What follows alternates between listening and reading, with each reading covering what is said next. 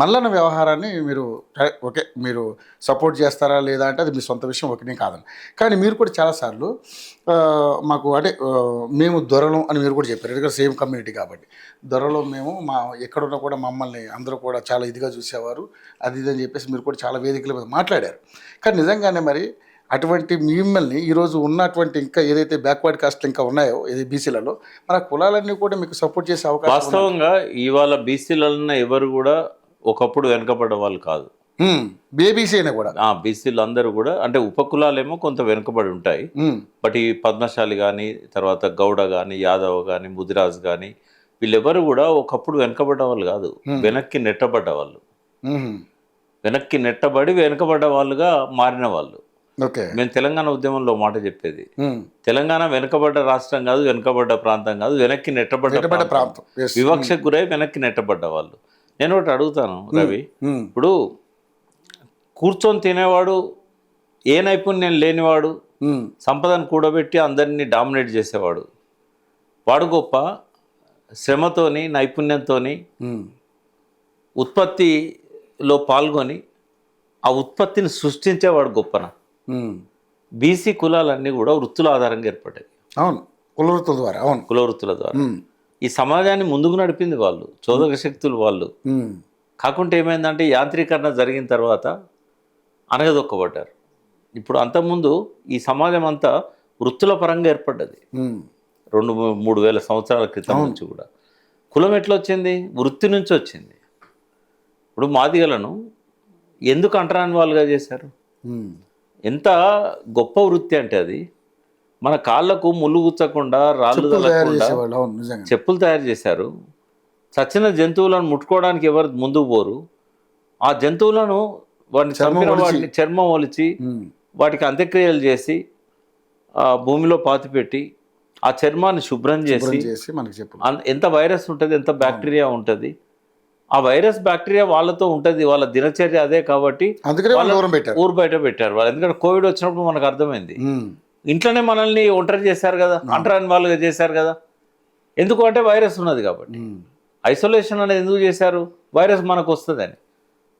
ఆ విధంగా వాళ్ళని ఊరు బయట పెట్టి వాళ్ళకు సపరేట్గా ఇచ్చేశారు నా దృష్టిలో అయితే.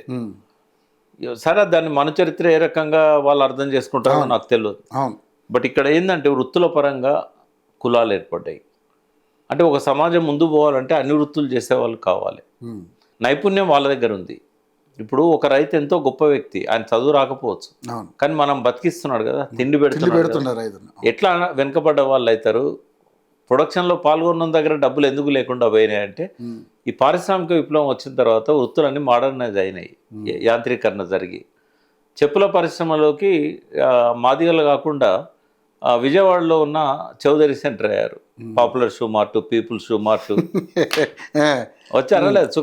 చుక్కబోలి నేను కలిశాను ఆయన పెద్ద మనిషిని. అంటే ఎప్పుడైతే వృత్తులు తమ రూపాన్ని మార్చుకున్నాయో మోడర్నైజేషన్లో, చాకలివాడు చేసే ఇస్త్రీ బట్టలు ఉతికేది ఒక రెడ్డి వచ్చి డ్రై క్లీనర్స్ పెట్టుకుంటున్నాడు. అవును, రెడ్డి చౌదరీస్ కూడా పెడుతున్నారు, డ్రై క్లీనర్స్ చాలా మంది పెడుతున్నారు, అన్ని కులాలు పెడుతున్నారు. తాటికల్లు ఈతకల్లు అమ్మే గౌడు మద్యాన్ని సరఫరా చేయాలి. కేసీఆర్ గారు రిజర్వేషన్స్ పెట్టేదాకా మద్యం షాపులు వాళ్ళ చేతులు ఉండకపోయేది. వెనకటి ఉండేది సారా మామూలాలు, ఇవన్నీ కూడా గౌడ్స్ ఎక్కువగా ఇన్వాల్వ్ అయ్యేవారు. కానీ ఇప్పుడు ఏమైంది? అగ్రకులాలను అందులోకి వచ్చేసాయి. పద్మశాలీలు బట్టలు నేసి వాళ్ళు డబ్బు సంపాదించేవారు. అంబానీ లాంటి బనియా కమ్యూనిటీ అందులోకి ఎంటర్ అయిపోయింది. మోడర్నైజేషన్ ఏం చేసిందంటే సమాజంలో వేల సంవత్సరాల నుంచి ఉన్న వృత్తులను మాయం చేసింది. బీసీల గురించి ఎవడన్నా ఆలోచించాడా? ఈ స్వాతంత్రం వచ్చినాక ఈ 80 ఏళ్ళ నుంచి అమృతోత్సవాలు జరుపుకోవాలంటాడు మోడీ. ఆయన ఒక బీసీ. ఈ 11 ఏళ్ల పాలనలో బీసీల జీవితాలను మార్చడానికి ఏదైనా ప్రయత్నం చేశాడు? బీసీల కోసం ఏం చేశాడు అనేది కూడా చాలా క్వశ్చన్స్. కేసీఆర్ చేయాల్సినంత చేయకపోయినా బీసీల గురించి పట్టించుకున్నాడు కేసీఆర్.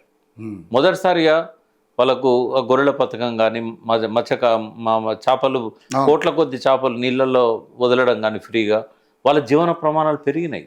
గౌడ్స్కు రిజర్వేషన్ పెట్టడం వైన్ షాప్స్లలో, వాళ్ళకి ఏ రకమైన సమస్యలన్నా వాటన్నిటికీ పథకాలు రూపొందించాడు, నీరా తీసుకొచ్చాడు. నేనేమంటున్నా అంటే, ఒక మాట అన్నాను నేను, ఎవరు చేయండి కేసీఆర్ చేశాడు, కానీ చేయాల్సినంత చేయలేదంటున్నా. ఎందుకంటే ఇంకా బీసీల గురించి అంతకు 10 రెట్లు ఆలోచించేవాడు ముఖ్యమంత్రిగా రావాలి. కరెక్ట్ అయితే సార్. బీసీల కడుపుమంట ఒక అగ్రకులపు వాళ్ళకు పట్టదు. అవును. ఆయన ఏంటంటే ఓవరాల్గా తెలంగాణ ఆత్మగా ఉద్యమకారుడుగా ఉద్యమ సారథిగా మొదటి ముఖ్యమంత్రిగా ఉన్నాడు కాబట్టి ఆయన కొంత తెలుసు. కానీ మిగతా వాళ్ళకి ఎవరికి కూడా పట్టింపు ఉండదు. ఒక బీసీ అక్కడ ముఖ్యమంత్రి ఉన్నాడు అనుకో, ఎన్ని రకాల బై ప్రోడక్ట్స్ తీయొచ్చు కళ్ళు నుంచి. ఒక మాంసము, గొర్రెల మాంసం అమ్మడమే కాదు, మాంసం నువ్వు పచ్చళ్ళలాగా పెట్టి అమెరికాకి ఎట్లా ఎక్స్పోర్ట్ చేయొచ్చు, అది ఎవరు ఆలోచిస్తారు? ఓ బీసీ ముఖ్యమంత్రి ఉంటే ఆలోచిస్తాడు. అంటే చిన్న చిన్న కుటీర పరిశ్రమలు కూడా బీసీల చేతుల్లో లేకుండా పోయినాయి కదా. అన్నిట్లో మోడర్నైజేషన్లో వృత్తులన్నీ మాయమైపోయినాయి కదా. ఆఖరకు ఎంతమంది చాకలి వాళ్లకు ఈ చేతులన్నీ ఓంగా ఉత్సవ అని బట్టలు ఉతికే పరిస్థితిని ఏ ముఖ్యమంత్రి అయినా తప్పించగలిగాడా? ఇవాళ వాషింగ్ మిషన్లు ఇళ్లల్లో ఉన్నాయి. ఊరికి ఒక వాషింగ్ మిషన్ ఇచ్చి సొసైటీ ఏర్పాటు చేసి ఆ వచ్చిన అమౌంట్ను అందరు పంచుకోవాలి చాకలి వాళ్ళని చెప్పి చేయొచ్చు కదా. కోఆపరేటివ్ సొసైటీ పెట్టి ప్రతి వృత్తికి కోఆపరేటివ్ సొసైటీ అవసరం. మరి మీరు అంతకుముందు టీఆర్ఎస్ లో ఉన్నారు, ఇలాంటి ఐడియాలు మరి కేసీఆర్ గారికి మీరు ఎందుకు? ఉద్యమ కాలంలో ఆయన మా సలహాలన్నీ పాటించాడు, విన్నాడు. ఎందుకంటే ఉద్యమకారులుగా ఆయన మమ్మల్ని గుర్తించాడు, ఎంబడి పెట్టుకున్నాడు. అయితే పాలనలోకి వచ్చినప్పుడు మేమెవరం ఎమ్మెల్యేలు అయిన వాళ్ళం కాదు, ఎన్నడూ ఓట్లు అడిగిన వాళ్ళం కాదు. అయితే ఆయన అనుకున్నాడు ఈ పాలనకు వీళ్ళ సలహాల కంటే కూడా గతంలో మంత్రులుగా ఎమ్మెల్యేలుగా పనిచేసిన వాళ్ళు, అనుభవం ఉన్న వాళ్ళు, కొంత బ్యూరోక్రాట్స్, వాళ్ళ మీద ఆధారపడదామని అనుకున్నాడు. ఎక్కువ భాగం వాళ్ళ మీద ఆధారపడ్డాడు. ఎప్పుడన్నా మేము ఇచ్చిన సలహాలను కూడా వినేవాడు, అలా మంచి ఉంటే ఇంప్లిమెంట్ చేసేవాడు. ఇప్పుడు నాకు అవకాశం ఇచ్చారు ఆయన. టీఆర్ఎస్ ఎన్నికల మేనిఫెస్టో రాసిన దానిలో చాలా నేను అందులో మెన్షన్ చేశాను, ఆయనతో డిస్కస్ చేసే. నాతో పాటుగా ఐఏఎస్ ఆఫీసర్స్ రామ్ లక్ష్మణ్ ఉండేవాడు, చనిపోయాడు. రమణాచారి గారు ఉండేవారు, శ్రీహరి గారు కడియం దానికి అధ్యక్షుడు ఉండేవాడు ఆ రాసిన మేనిఫెస్టో కమిటీకి. రోజు కేసీఆర్ గారు మాతో కూర్చునేవాడు. వినోద్ కుమార్, అప్పుడు దాసో శ్రావణ్ కూడా స్టార్టింగ్లో ఉండే, తర్వాత కాంగ్రెస్లో పోయాడు. అయితే మేమందరం కూడా మేనిఫెస్టో రాసిన దానిలో ఉన్నాం. కాకుంటే ఇంత డెప్త్తోనే అప్పుడు ఆలోచించాలి. అయితే ఒకవేళ బహుశా ఆయన మళ్ళీ వస్తే ఆయన కొంత చేయగలుగుతాడు, బట్ ఇంకెవరితో కాదు అది. రేవంత్ రెడ్డి లాంటి వాడికి ఊహకు కూడా అందదు అది. ఎందుకంటే ఆయన ఎన్నడూ ఇటువంటి వాటి మీద దృష్టి పెట్టిన వ్యక్తి కూడా కాదు, వాళ్ళ ఆవేదన తెలిసిన వ్యక్తి కూడా కాదు.